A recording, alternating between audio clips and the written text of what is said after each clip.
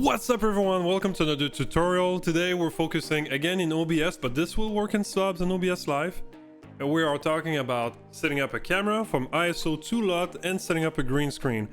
My name is Pixelbeard.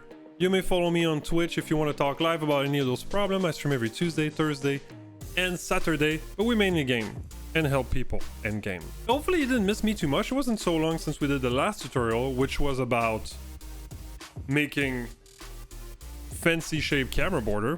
You can go check that out. But today we're focusing on setting up a camera. It could be a webcam, but big focus on DSLR today and setting up a green screen. The reason I've mashed those two together is because that the setup of your camera is going to affect your green screen. Pretty simple. As usual, we got a new OBS scene that is empty. We have one scene and we don't have any sources. Before we add the camera, let's talk about cameras a little bit. You could be using a webcam as a USB webcam, a video capture, or maybe you're in the market for a new DSLR, or maybe you're in that third category, like I was when I started streaming, where I was on the webcam, I had a DSLR on my desk that was gathering dust because I'm not shooting wedding or any commercial work anymore. I was like, let's put this in my stream, let's put it to use. I'm using a Canon 80D, which is not a recommended streaming camera by any mean, but it works. Gives us a decent quality. So let's go ahead and add that to our scene. Leave everything as default for now, so we have a blank slate to start with. Why am I using an HD60S like this? It's kind of bulky. The reason is I didn't have any Camlink in my area. One on Craigslist, and in the future I can probably reset it as a main capture card. Bonus for me. We have our original camera. Obviously it's already looking pretty good, but this is ungraded. This is directly from my camera with just my onboard profile. For the goal of the tutorial, we'll minimize that. And we're gonna add another copy of this same camera. Now, depending on the capture card you have, if you do that, it's gonna act super weird in OBS. So we're gonna use a plugin called Stream Effects, which will let us do a source mirror. What a source mirror is and what it lets you do basically is a carbon copy of your source, but it acts as a separate source. So if you apply filter to one, it won't apply it to the other one. That's a great feature about it. We could call it Steven. Let's call it Steven. So Steven 80D, we're gonna copy our Canon 80D source. Okay.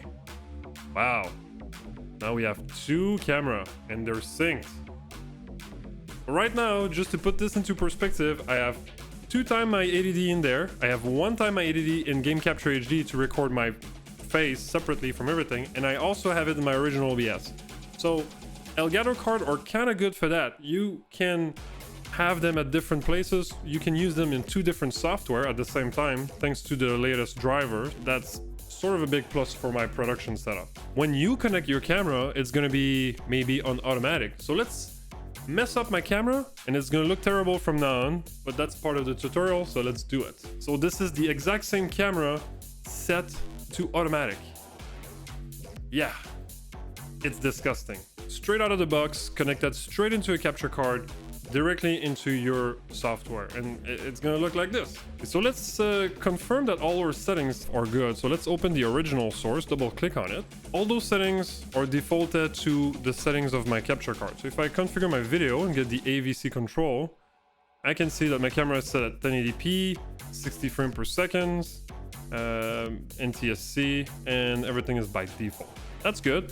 I stream at 30 FPS because I'm an Xbox streamer. Maybe we could lower that to 30 FPS and get a little bit extra light. We now have a camera. Still looks pretty dumb. It's at 30 FPS and it matched the FPS of the recording of this video. Hey, now that we have our base set up, let's talk about the triangle of light. So the triangle of light is at the top, we got ISO, then we have aperture, and then we have shutter speed. Those are the 3 values that will affect the amount of light that will get to your sensor and the sensitivity of your sensor. Let's set our camera back to manual. So this is nice and dark. That's the way I like it. And you can see my value here. My shutter speed is 1 out of 80. My aperture is f5 and my ISO is 500. Let's talk basic. The ISO is the sensitivity of your sensor. If you crank the ISO super high and I zoom into my image, you see in the shadows here all the grain that this creates.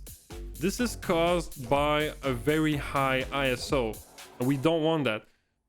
Rule of thumb is you want the ISO the lowest possible to eliminate the grain. So I'll give you an example. If I put my ISO at 100, which is the minimum of my camera, put the shutter speed at 130, and I can't lower my aperture, but you can see there's barely any grain in my camera. But this is literally the most amount of light I can get at ISO 100. That's not gonna cut it. I'm gonna raise my ISO until, you know, everything is nice and balanced. So in this case, 200. So I have a 200 ISO, which is really nice. A shutter speed of 1 out of 30 and an aperture of f5.0. Are you gonna ask me, do we care about those two other values? Yes, we do. Right now I'm shooting at 30 frames per second. Every second there's 30 frames. And my shutter is going off 30 times per second. But if you see my hand, if I move it really fast, you will see sort of a trail, like a blurry trail behind it. When my frame stops, my hand is moving and it's exposing for 1/30th of a second, so it has time to move in the amount of time that my shutter is closing, so it creates sort of a blurry mess. If I raise it 320 times per second, as you can see, the shutter speed is way faster. Okay, so it's not blurry, but obviously it's skipping frame because I'm still at 30 FPS. But now, because the shutter is closing and opening so fast, there's less light comes in. So I need to boost my ISO, right? So you need to balance your shutter speed and your ISO. I like it nice and smeary. Like, I don't mind that at all, and it gives me extra light.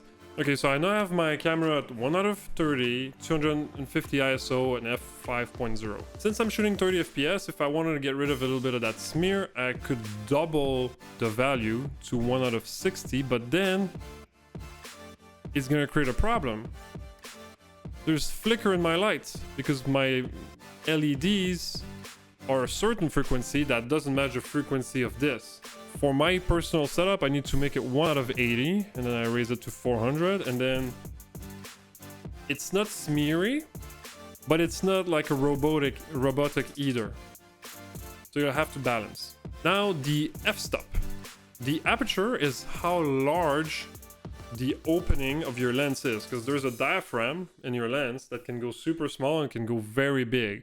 And it changes the refraction of the light, very fancy word, but the effect that it has is the bigger the hole, so the lower the f value, right now f5.0, the shallower the depth of field is going to be, and the more light is going to come in. To give you a better demonstration of this, I will slap on a lens that is actually f2.8. Let's do that real quick. So now my f value is still at f5.0, now I can lower it all the way to 2.8. Depth of field is f2.8. More light's coming in, so I can lower my ISO back. Yeah, like I have a lot more light, and the quality, like the grain is much better. But what I want you to pay attention to is the background here. Look at how blurry my lamps are. This is because my depth of field is very shallow. If you look at Baby Yoda face, it's not in focus. My background is not in focus, so the slice of image that is in focus is about this deep. Let's say you have multiple people, or you have like a fancy setup with like Coca-Cola sign in the back, and you guys want people to see that.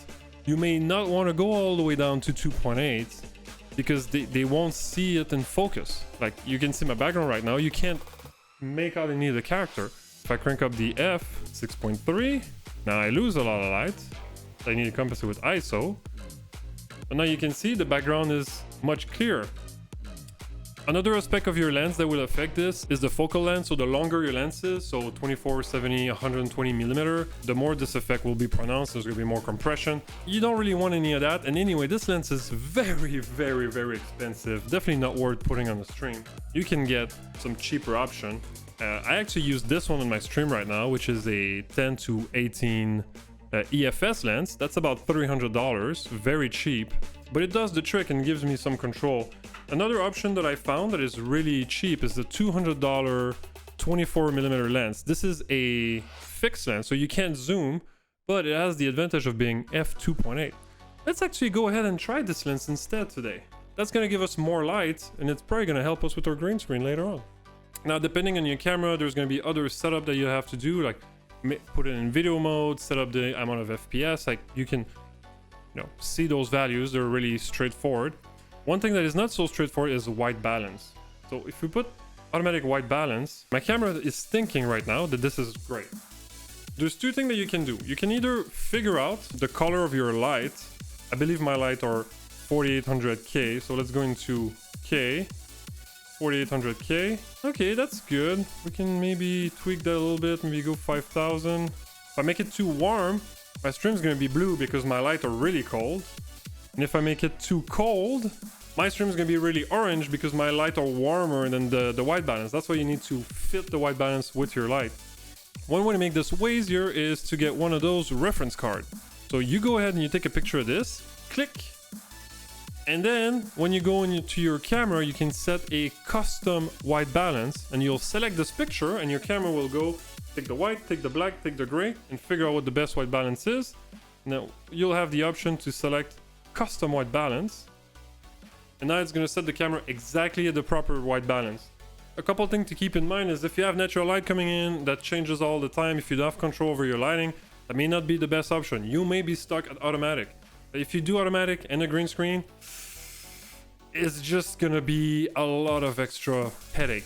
Try to get control of your light, try to get some nice light setup, and that's it.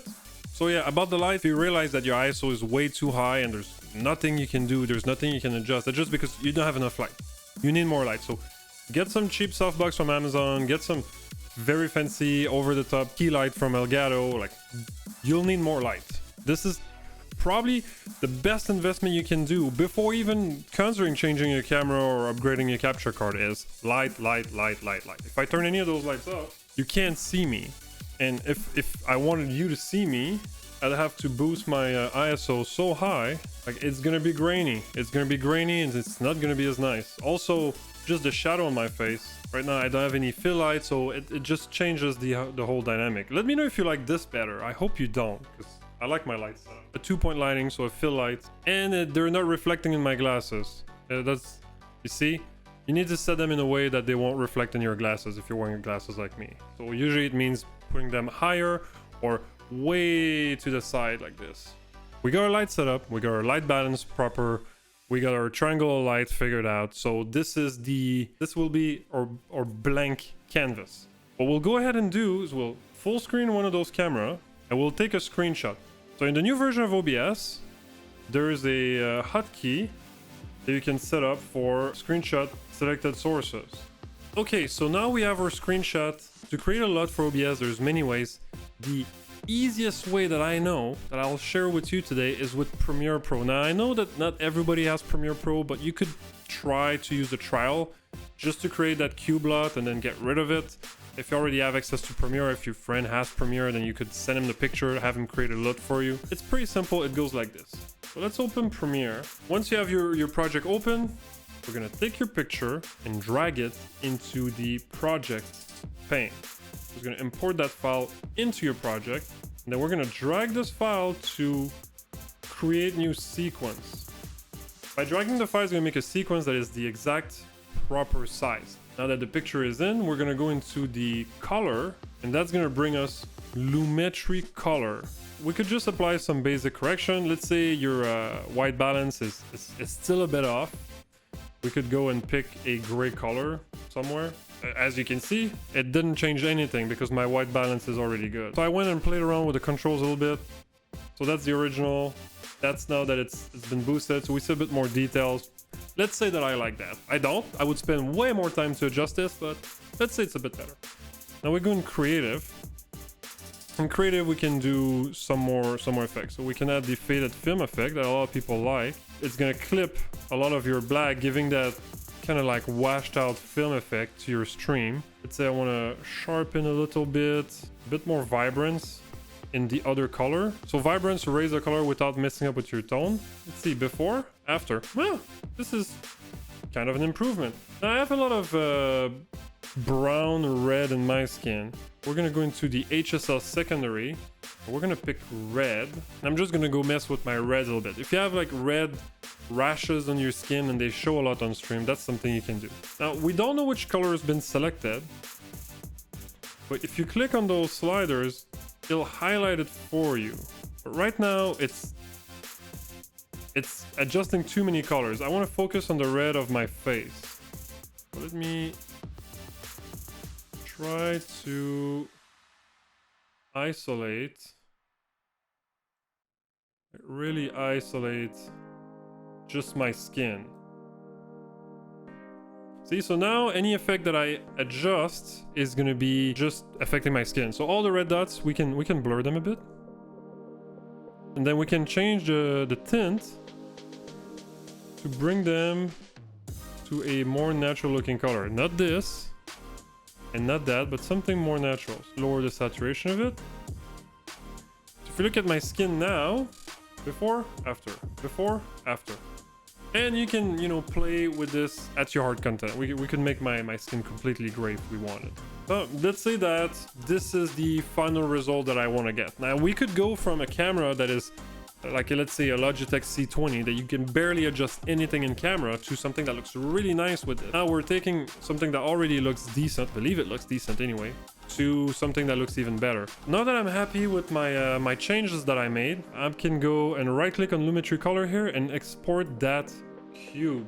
For the tutorial, we're gonna call it Untitled Cube. I'm gonna save that. So you could save this project, make sure you can get back to it for, you know, further modification. Going back in OBS, we have a new file. So let's select the source mirror, go into filter, add, apply LUT.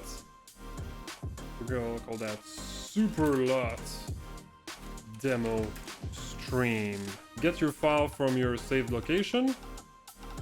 And now you can see the LUT's been applied, and if the effect is a bit too much, you can now lower the slider to get the LUT more or less impacting your stream. So now we have two cameras. We got the camera to the left and the camera to the right. Let's do a quick comparison.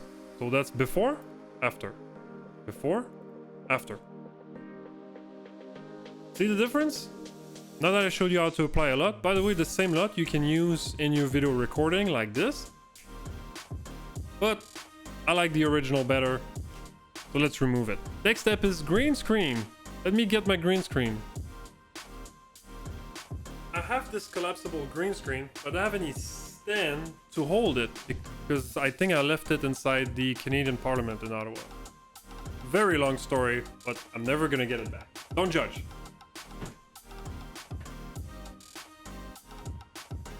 Okay, so this horrible contraption's been set up. I don't usually use a green screen for my stream, but it's something I've been asked quite a bit. Let's go back to OBS and see what we can do with what we have. Now we have two cameras. We want to remove the green screen on the second camera. You'll see how having both cameras at the same time is going to be kind of useful in a second. But we're going to select our sources, filter. We're going to add a chroma key. We're going to take that chroma key and we're going to move it over the LUT. We're going to disable our LUT for now. Now you see, by default, it's selected only a part of my screen. Not everything has been removed. Like you can see a lot of the green is left. That's because the default green color is not the same color as the actual background that I have. To fix that, we're going to go into here. We're going to pick custom. We're going to go manually select a color. Now you could go and you're going to manually adjust until the result is good by lowering the similarity, changing color, lowering the similarity until you find the best color. To speed up this process, we're going to go and select color and see, pick screen color. We're going to pick a screen color that is really close to the center of the screen. I'm going to pick this color here. I'm going to click OK. Wow. So you can see now that this color is much better suited. We're going to lower the similarity until I come back in the screen. You can see this color key right now is pretty freaking good. If we go and we zoom in,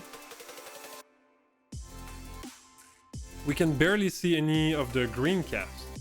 So now we can play with the smoothness. So similarity is at 0. That's great. Maybe we want to raise it a little bit until all the green screen is gone. At this stage, it's gonna start getting kind of difficult to see what is on the green screen and what is not. So we're gonna add a new source. We're gonna add a color source. We're gonna add a gray color source, and we're gonna put it all the way to the back. So now we can see, ooh, yeah, my green screen is not doing so great anymore. Now that there's something behind it that is not black. So we're gonna lower the similarity. My key's good, but there's all that grain that we don't want around the screen. So let's go play with the other settings. So first, smoothness. So we're gonna actually lower the smoothness, make it worse. Color spill reduction. Color spill reduction is gonna be removing green from your skin. So if you're gonna apply a LUT afterward, you may want to put that at 0 and just deal with it with the LUT. I'm green screen, but it's not perfect. It could probably work if you crop some of that area, but mainly the problem that we're having here is I don't have enough light on my green screen. If we look at my green screen right now, it's obvious that it's not properly lit. I'm gonna take one of my light source and I'm gonna shine it directly at my green screen. What I can do to avoid me doing a shadow is I can make my light source maybe completely to my side, and now I will have a much better exposed background that's gonna help me a lot for my key. Usually, if I had a third light, I could have a light just for my screen and a light just for my face and a fill light. I only have 2 lights at the moment, so, you know, I play with what I have. Let's go back into OBS, and let's go back into select color, pick screen color, and this time, it should be a lot brighter, and it is. Now you can see that, ooh, it's looking pretty good right now already. Go and raise the similarity a bit, and voila, I actually have a properly keyed green screen. I can see a little bit of the green, so maybe I want to do a key spill reduction a bit, removing the green, so everything that's green on my image is going to get grayed out. Now, what can I do for this? Well, there's one more thing you can do. You don't have to use a green screen at all. You can use a blue screen. Nothing makes it that you have to use a green screen. Mine is reversible, the other side is blue, so you need to keep in mind what you'll have in your frame. If you have green neons, then you won't be able to use a green screen. It just won't work. Now we go back into OBS and we're gonna pick that new color, that is a blue. We can lower the similarity, add a bit of smoothness, and there we go. More thing to keep track of though. This screen in my back is very small. It's super close to me. Like, as you can see, I can't really get out of my camera box that much. I get clipped. So I would probably want to get a wider angle lens and a larger screen, maybe like just a cheap blanket, so that you don't want to have this like clipping effect when you're moving a lot. Now we're gonna have to crop out this corner there. We would reset the transform. We'd take a picture of that. We would make a mask that is just, you know, the very corner, so we don't lose any aspect ratio. Since my screen is always moving, every stream I would probably have to make a new mask. So instead we're gonna go into filter, we're gonna go plus, we're gonna go crop and pad, and we're gonna crop the left, maybe 200, close, bring my camera back here, move Baby Yoda inside my frame, and there we go. We got a properly keyed camera and we're using a green screen. How about that? Now you can use the LUT to remove some of the blue cast or the green cast. Let's say you have a lot of green cast, you're wearing a white shirt and you can see the blue on it or the green on it. You could make a new LUT. Start from scratch, make a new LUT based on your chroma keyed camera to remove all of those things at the same time that you play around with the color of your skin. So how do we do that? We go in OBS, we reset the transform on our source by right clicking and doing transform, reset transform. We get rid of any other sources and we make sure that all the filter except chroma key is turned off. We take a screenshot, go back into Premiere, back into editing, get your new screenshot, replace it into your comp, and go back into color, select your clip, and now we could go and we could remove, we could go in the blue channel. We can make sure that you have the proper blue by sliding this around, so that's better. And there you go. Now you get to play on your image and make it extra nice, and remove all the color casts with a LUT, which will give you a much better result. Let's get rid of this. So that's it for today's tutorial. I really hope you learned something, maybe you had a little bit of fun. If you have any question about today's tutorial, or if you have any suggestion or requests for future tutorials, please drop them in the comment, leave a like, leave a subscribe, bell notification, all those shebang. And yeah, maybe I catch you over on Twitch on chat. We can hang out and I can answer even more questions over there. Otherwise, I'll catch you next time.